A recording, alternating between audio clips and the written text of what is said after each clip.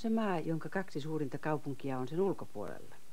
Ykkösjutussa esitämme Vesa Toijosen raportin Afganistanista.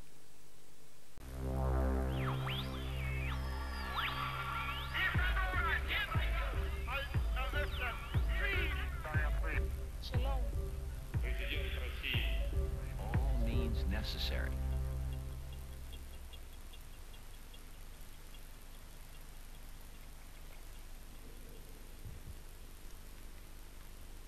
Joulun aikaan vuonna 1979 silloisen Neuvostoliiton joukot miehittivät Afganistanin, käyttäen verukkeena maiden välistä ystävyys- ja avunantosopimusta sekä maan hallituksen kutsua.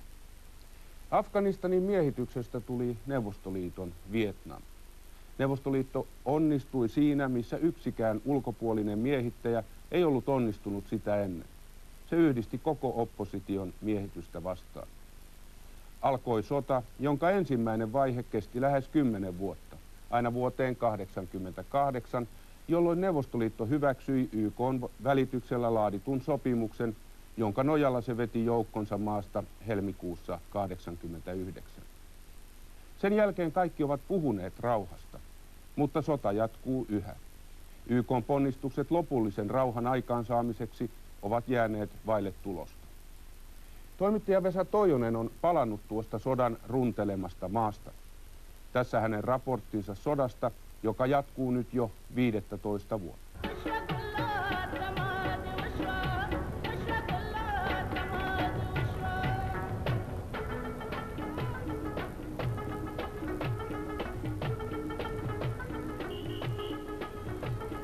Jalalabad, Afganistan.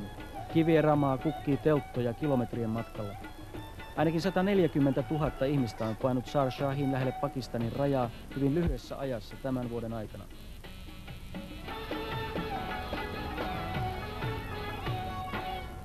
He tulevat maan pääkaupungista Kabulista. Siitä on tullut syyskuun aikana maanpäällinen helvetti.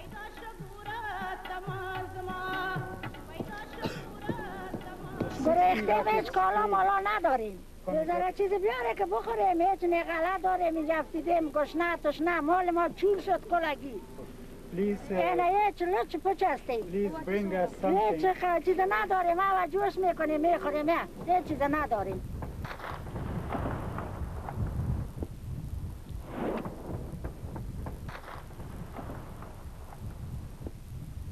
Syyskuussa yli 2000 ihmistä sai surmansa Kabulissa, tuhannet ovat haavoittuneet.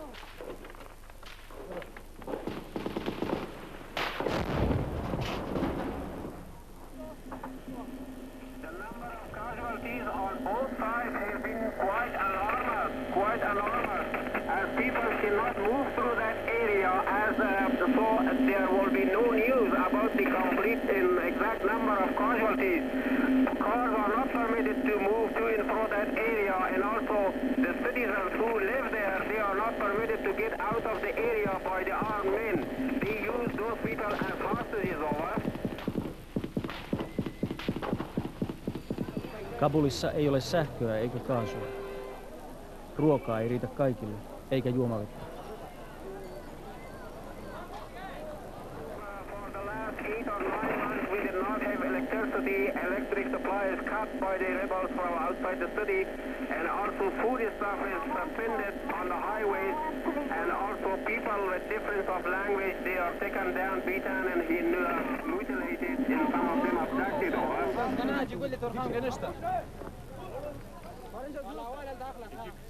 Syyskuussa tuhannet ihmiset pakenivat päivittäin Kabulista. He jättivät kotinsa ja pakenivat valtataistelun tieltä.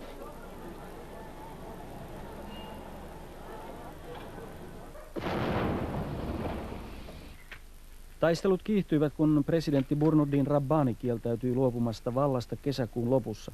Presidentti syytti nimellistä pääministeriä Gulbuddin Hekmatyaria vallankaappaushankkeista.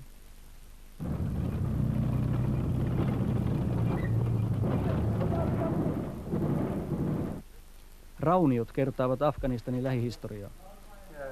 Venäläisen helikopterin Torzov Jalalabadin lentokentällä muistuttaa, että 1979 neuvostoarmeijan joukot miehittivät Afganistanin.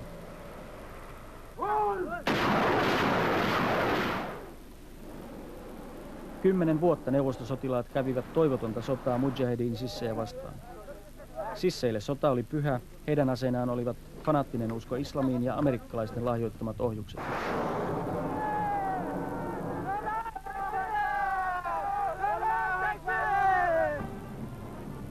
1989 neuvostojoukot vetäytyivät Afganistanista nöyryytettyinä. 2 vuotta sitten mujahedin sissit veivät pyhän sodan päätökseen. He ottivat vallan viimeiseltä vasemmistolaiselta presidentiltä Najibullahilta.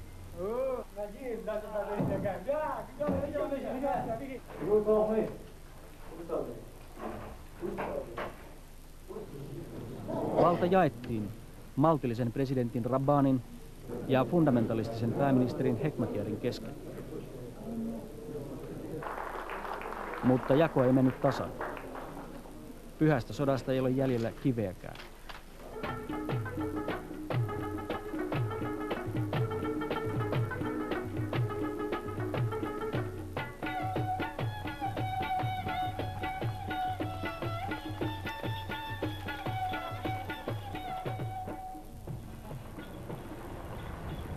It is struggle for power. There is no holy war.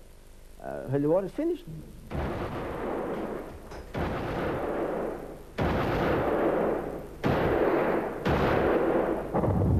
شهر شد چریم از خاطر اینی دو بچه از کم وقت و خانه از آمد من رفت خانه مبرم.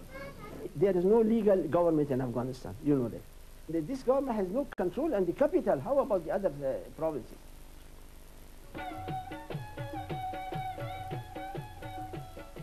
Syys-lokakuussa sotaa käytiin vain pääkaupungissa Kabulissa ja sen ympäristössä. Sen seurauksena kuitenkin 1/3 maasta on vajonnut täydelliseen anarkiaan. Ainoa laki, joka pätee tässä laaksossa, on susien laki, syö tai tule syödyksi. Personal possessions are taken, money is taken, lives are threatened, and in some cases, if you're not from the right province, you may be abducted. So there is that kind of terrorism going on the road to get here. The only way that could be eased is to talk to the men who are fighting in Kabul, and I don't think they have an interest in this. They're the only ones who could make a difference. Tämä bussi matkustajineen on pysäytetty tiesululle. Sissit tai maantierosvot pyytävät matkustajilta 45 000 afgaania ennen kuin matka jatkuu. Se on vain 200 Suomen markkaa, mutta Afganistanissa se on paljon rahaa. Se on yhden taistelijan kuukausipalkka. What you have on that road are the very, very worst people in Afghanistan. They know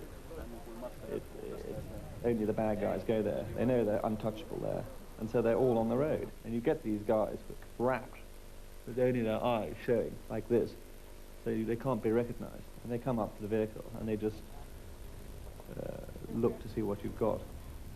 And when I came through, the Pakistan consul, or the diplomats from the new embassy they just opened a new embassy in Kabul. They were coming through, and this man came up to the car, one of the 200 men who were standing at this particular checkpost, 200 armed men, and just sort of sniffed the car, and it had a good smell. It was new, nice expensive Land Cruiser. Too crazy to take it on that road, but nice expensive Land Cruiser. People with nice smart clothes. They wouldn't have got past that checkpost.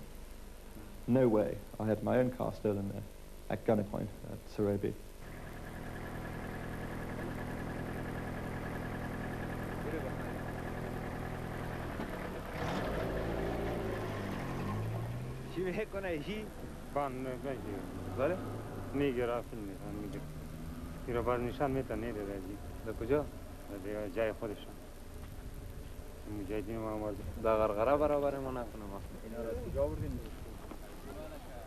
Well, the main reason of the robbery is just it's a form of self-financing.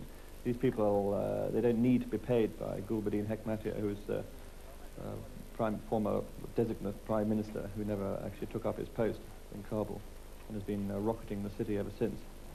These people fight his dirty wars. There will be some problems in the provinces. To avoid all these problems, will be required as soon as possible to have an acceptable government in Afghanistan. Instead, these elements that they are on power now. And regarding the road security, as long as it is depend on us, the areas which is under control of Hizb Islami, we are trying our best to not to create problems for passengers, from those they're sending commodity and all that.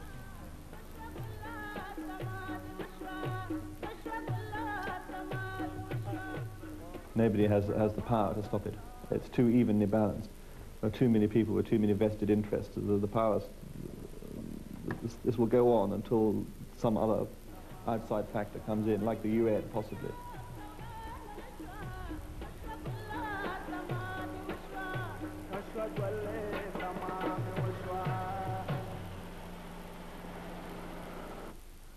YK:n kuorma-autot seisovat toimettomina Jalalabadissa lähellä Pakistanin rajaa. Varastossa on ruokaa ja lääkkeitä, mutta kuukausiin yksikään avustuskolonna ei ole päässyt perille pääkaupunkiin Kabuliin. YK:n avustustyöntekijöitä on surmattu Afganistanissa ja 3 kuukautta sitten myös kansainvälisen Punaisen Ristin kolonna ryöstettiin matkalla Kabuliin.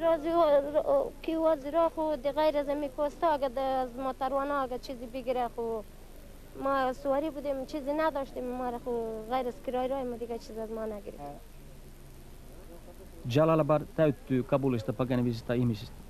Ennen sotaa kaupungissa oli 60 000 ihmistä, nyt 300 000. Yli 3 miljoonaa afgaania on painut Pakistaniin ja Iraniin. Miljoona elää pakolaisina omassa maassaan. About 200 or 300 families we receive from Kabul every day. I feel increased. I think there's a very bad fighting in Kabul nowadays. Now you see also there's many families which are coming from Kabul just yesterday.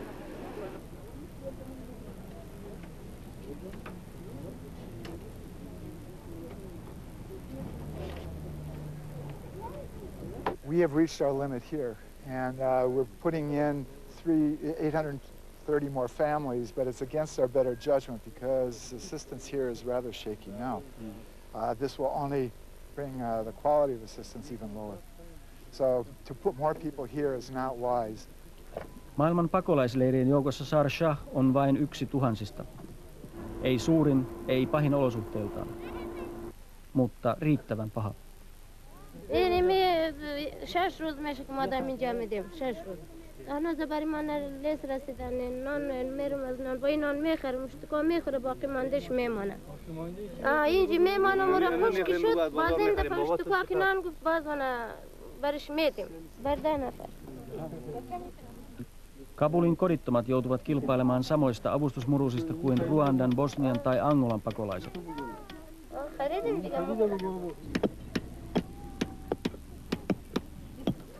YK:n päämajassa New Yorkissa vedottiin huhtikuussa jäsenvaltioihin, että ne lahjoittaisivat Afganistanin avustusohjelmaa varten tänä vuonna vielä 260 miljoonaa markkaa.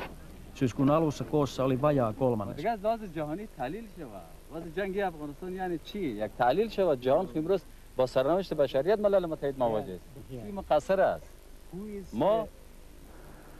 Sota on sama kuin Ruandassa tai Bosniassa, samoin kärsimys, mutta Afganistania ei löydy kartalta. افغانستان با کلی فراموش کرد. یا مثال در کویت که منافع شخصیشان که تیلشان اونجا به در گلباز قطع میشد. اونجا عراق در 42 ساعت ضرب الاجل کرد. یک فلسطینی یا یک اسرائیلی میموره کل جهان سرزو تبصره میکنه. در این مملکت بیچاره روزی 500 نفر با اساس تحریکات خارج اینجا کشته میشه. دولت‌های خارج ابرقدرت قرار خواست هیچ واسطه که ملت بیچاره رو نمیکنه. YK:n lippu on haalistunut Afganistanin auringossa 15 sotavuoden aikana. Parhaillaan YK yrittää neuvotella rauhaa tai edes tulitaukoa Kabuliin, mutta toistaiseksi rauhantyö on ollut toivotonta. Varsinaisia taistelijoita ei saada edes samaan neuvottelupöytään. It was 6 weeks of frustrations because we're going every day having different answers from different parties. We meet with them separately and we tried to put them together. It was impossible. I would not go too long, but I reached the conclusion, the definite conclusion that these people are not willing to talk. They are they have their reasons to continue war, many of them, because they will gain power by force. Now all of them came to the conclusion that it is not possible. They can have a war for 20 years, they will never win all of them. Tunisian entinen ulkoministeri, YK:n erikoissuurlähettiläs Mahmoud Mestiri, etsii avainta rauhaan luksushotellin puutarhasta Quettan kaupungissa Pakistanissa. There is no force in Afghanistan strong enough to crush the others and have power.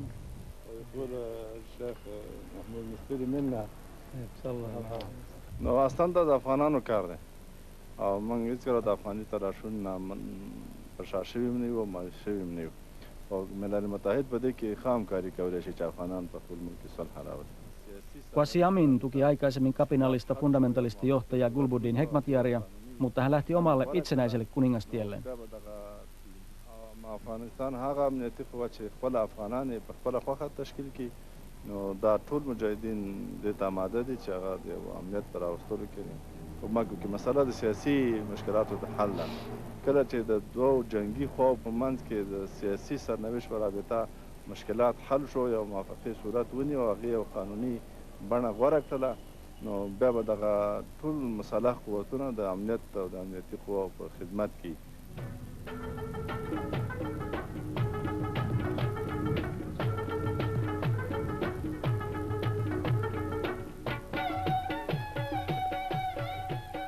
Afganistanin sodan ei pitäisi oikeastaan jatkua, sillä raunioiden keskellä kaikki puhuvat rauhasta. Everybody wants peace. You can have ceasefire for 1 day, for 1 week, for 2 weeks, but never lasts. Never lasts because it is not based on political base, on political understanding, on political settlement. حتی هغه جنگي خواوې چې جنګ کوي هم وایي موږ د صلح لپاره کوو یعنې داسې اهداف چې په هغې باندې اختلاف دی د منځه راشي موږ ډېر امیدوار یو چې د دې تراشونو او د نورو تراشونو په نتیجه کې افغانستان کې صلح راشي موږ دواړو جنګي خواو سره په دې رابطه ارتباط نیولی دی او امید لرو چې هغه مثبت نتیجه ورکړي او هغوی خپله امادګي د صلح په راوستلو کې وښیي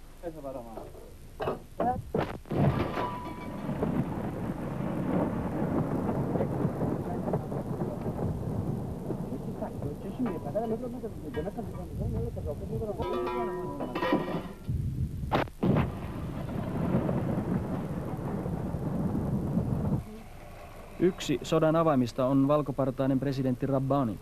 Rauha ei tule ennen kuin presidentti luopuu vallasta, vastustajat sanovat. If he is in power, he is the sole reason for war and fighting in our country. So for he is there, they will create war and they will oppose this war on others because they are a small group, a very limited people. That they are plotting the war and for their existence in Kabul.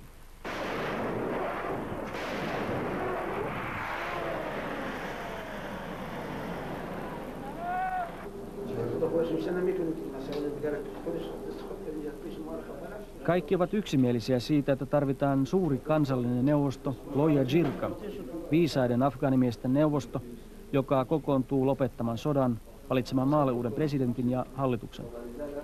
We must call for as we call it in our traditional language, Jirga, Loya Jirga. That's the big assembly that will come from all Afghanistan people, from all provinces, from all tribes, from all the areas, the commanders, the scholars, the tribe leaders, the intellectual people, about 1,500, 2,000 people must come to one of the city of Afghanistan, and we authorize them that they have the right to elect or select somebody as the head of the state or the republic. Would you be ready to accept the chance to become a president if that's the will of the Afghan people? Believe me, you ask very difficult question. You see, I had no demand except the liberation of Afghanistan. Then I transferred the power. The day my time was finished, I didn't transfer the power. Now also believe me, I have no demand. But the people are not living it. Everywhere I go, faxes are coming, telephone calls are coming. Please, you must come. In Jeddah, you must be there and there. With my leadership, there Almighty will bring peace in Afghanistan, and the people will be in peace.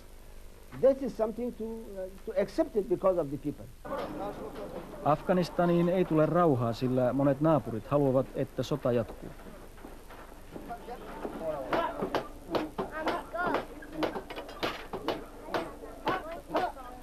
Afganistan on kuin palaa hehkuvaa rautaa seppien alasimella. Kaikki naapurit haluavat moukaroida nyt, kun rauta on kuumaa. It was clear that the foreign influence was resented. We are thankful from Pakistani, from Iranians. Yksinkertaistaen, Pakistan painostaa presidentti Rabbania luopumaan vallasta. Iran tukee Pakistania. Saudi-Arabia tukee presidenttiä, koska Iran vastustaa. Turkki, Uzbekistan ja Venäjä tukevat pohjoisessa kenraali Dostumia. Turkmenistan tukee naapuriaan kenraali Ismail Khania. Ja kaikki taistelevat Afganistanin rauhan puolesta.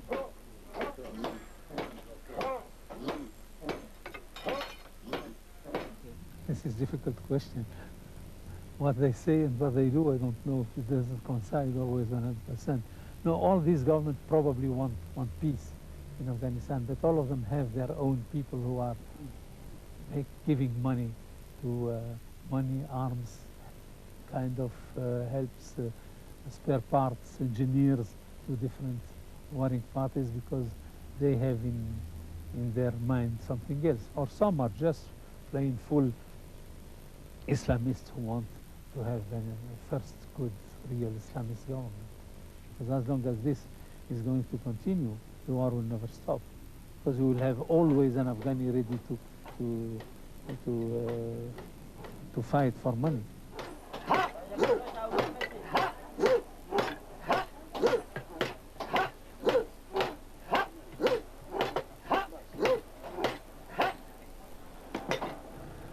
Afganistanissa ei edes ruostuneita tankkeja tauta auroiksi. Nekin voivat pönkittää jonkin aseellisen joukon arvovaltaa.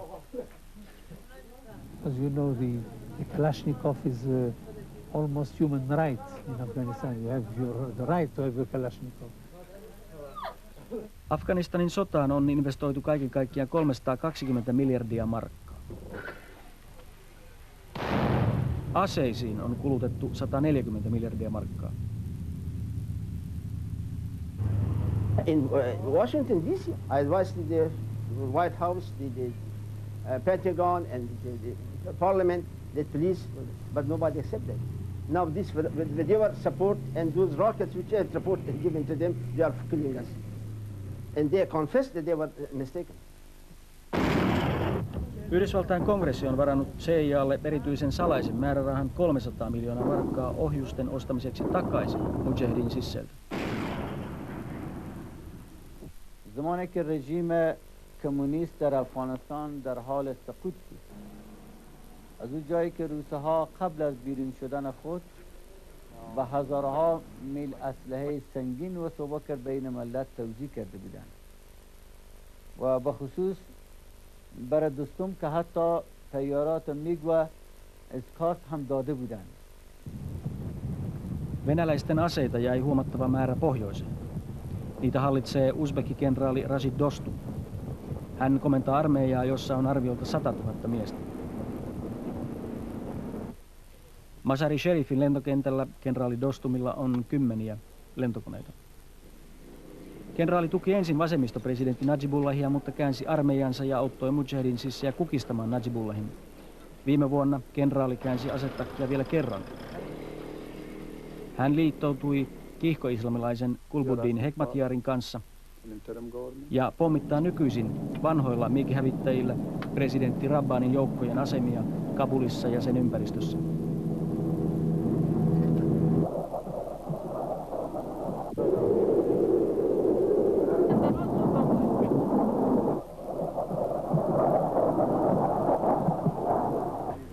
Vastustajien mukaan kenraali Dostum saa merkittävää sotilaallista apua Uzbekistanista, mahdollisesti myös Venäjältä.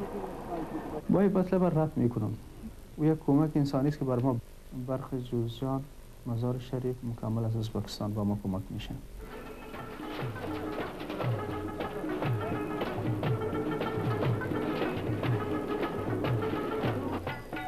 Kenraali Dostumin hallitsema Pohjois-Afganistan on varsin rauhallinen. Pääkaupungin Kabulin nälänhätä ei kosketa näitä pohjoisen asukkaita.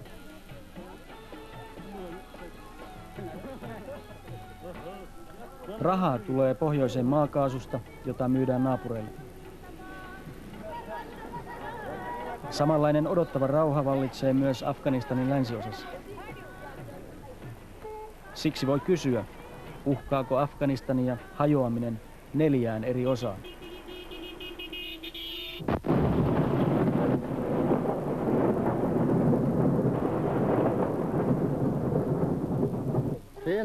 فعلا ما میفهمیم ما نافهم نیستیم فعلا هم در معرض تجزیه قرار داره اگر امی حالت به حالت خود امی وضع به حالت خود باقی بماند افغانستان به تجزیه مواجه است. Sodan kaaoksen keskellä YK yrittää viedä läpi kunnianhimoista jälleenrakennusohjelmaa. Vettä, kastelujärjestelmiä alueille, missä kuivuus ja likainen juomavesi tappavat ihmisiä. Work here is unbelievable, the amount of work that needs to be done.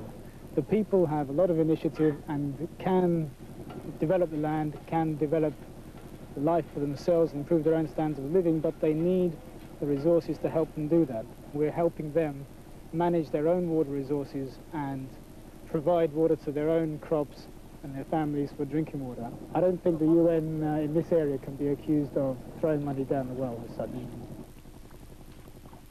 شما نمیترسین که مریض میسازه شما را؟ نه نمیترسیم ما مرض نمیکنه.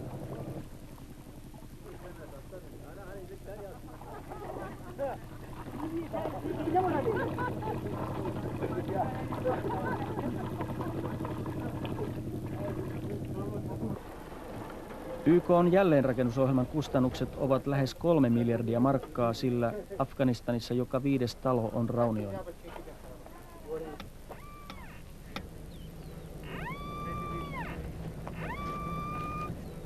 Maassa on metallia, todennäköisesti miina. Afganistanin maaperässä on arviolta 10 miljoonaa miinaa. Ne on raivattava ennen kuin afgaanit voivat aloittaa maanviljelyn rauhallisilla alueilla.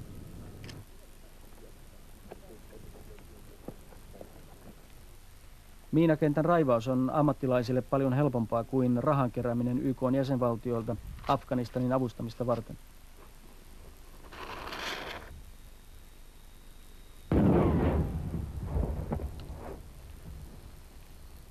First thing when we went to donor countries and said we need reconstruction in Afghanistan, and said first thing before we start reconstruction, make peace.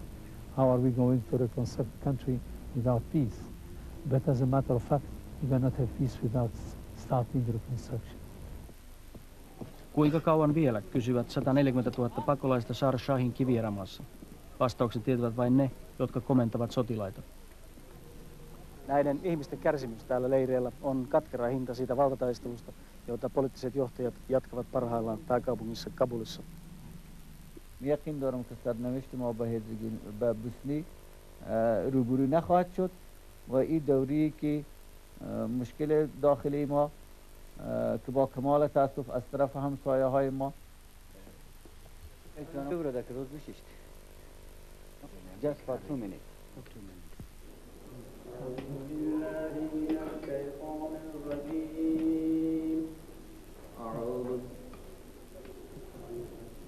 بسم الله الرحمن الرحيم تبارك الذي بيده الملك وهو على كل شيء قدير الذي خلق الموت والحياة ليبلوكم أيكم أحسن عملا وهو العزيز الغفور الذي خلق 7 سماوات طباقا